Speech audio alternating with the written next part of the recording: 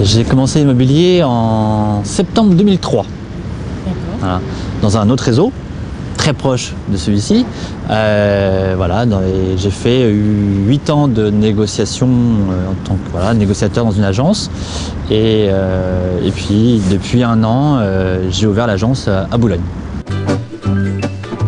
On couvre surtout le Boulogne Nord et on a comme objectif l'année prochaine d'ouvrir une agence sur Boulogne Sud.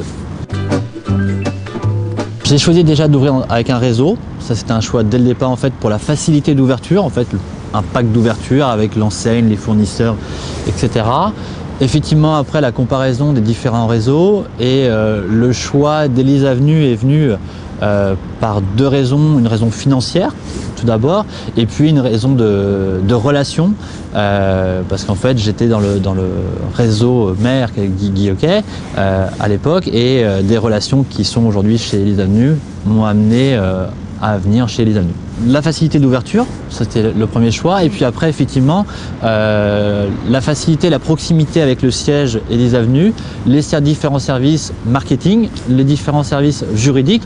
Encore hier, nous avons appelé les services juridiques pour une question simple, mais auquel on voulait avoir une précision, et voilà, cette hotline là, en indépendant, on ne l'a pas. À terme, on aimerait bien monter en tout à 6 ou 7. Pour pouvoir couvrir correctement le secteur de Boulogne-Billancourt.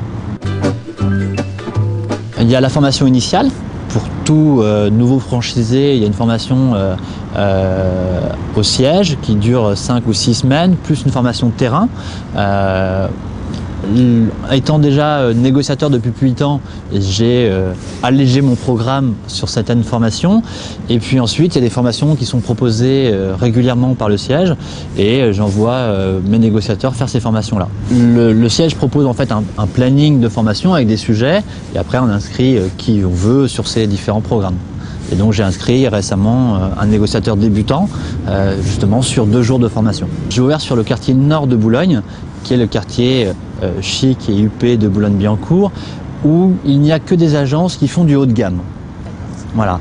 On se retrouve avec beaucoup de concurrents où leurs vitrines n'affichent que des produits au-delà d'1 million, 1,5 million, et pas d'agences, ou vraiment très peu d'agences qui s'occupent des studios, des 2 pièces, d'une famille lambda qui s'agrandit, d'un jeune couple. Et donc c'est sur cette gamme de produits qui correspond à l'enseigne Élise Avenue que je me suis implanté sur Boulogne Nord. Donc aujourd'hui, je me différencie par rapport à ça, c'est que les gens viennent chez moi parce que personne d'autre le fait dans le quartier.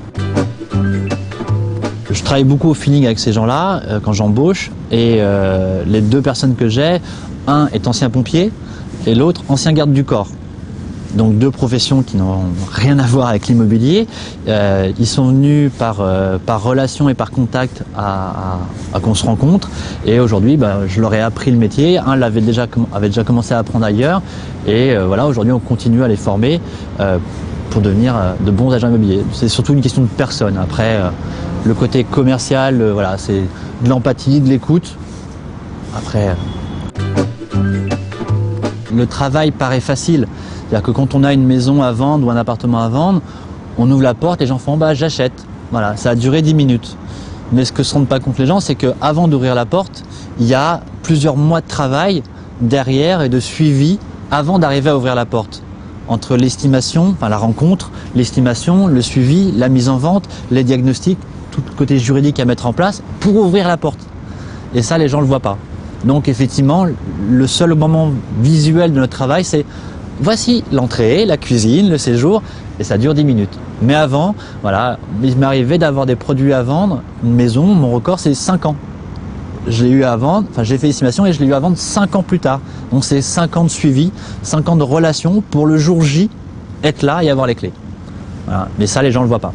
Et aujourd'hui, les gens arrivent à vendre par eux-mêmes, mais on sait qu'aujourd'hui, 2 ventes sur 3 faites entre particuliers revient à la case départ par des problèmes de financement, des refus de prêt parce que le montage n'a pas été bien présenté. Donc nous, on est là aussi pour garantir ça.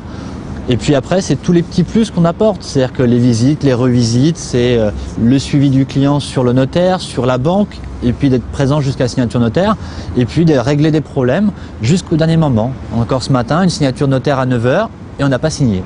Donc il faut régler des problèmes et l'agent immobilier va travailler toute la journée pour régler ça et signer demain. Aujourd'hui, effectivement, la seule chose qu'on peut faire bouger dans l'appartement, c'est le prix. On ne peut pas le déplacer, on ne peut pas le mieux orienter, on ne peut pas l'agrandir. Voilà. Donc la seule chose qu'on peut faire bouger pour l'acheteur, c'est son prix. Donc effectivement, la négociation, c'est notre métier, c'est notre deuxième métier, j'aime bien dire. Et donc ce métier-là, il faut le faire correctement. Et il y a des gens qui ne savent pas parler d'argent, aussi bien l'acheteur que le vendeur, donc il faut pouvoir parler d'argent. Entre eux, ils ne peuvent pas parler d'argent entre eux parce que demander un bulletin de salaire à quelqu'un qui visite votre appartement, c'est délicat. Nous, c'est notre métier de parler d'argent, donc il n'y a pas de problème à demander à savoir combien les gens gagnent, empruntent, ont de crédit en cours, s'ils ont une pension alimentaire ou pas, s'ils sont mariés. Donc c'est notre métier. Et ces informations-là nous permettent de négocier au mieux, aussi bien pour le vendeur que pour l'acheteur. Voilà. Ça se fait pas, parce que toutes nos négociations n'aboutissent pas, mais on arrive au mieux pour le vendeur et pour l'acheteur. Et chacun après prend sa décision de signer ou pas.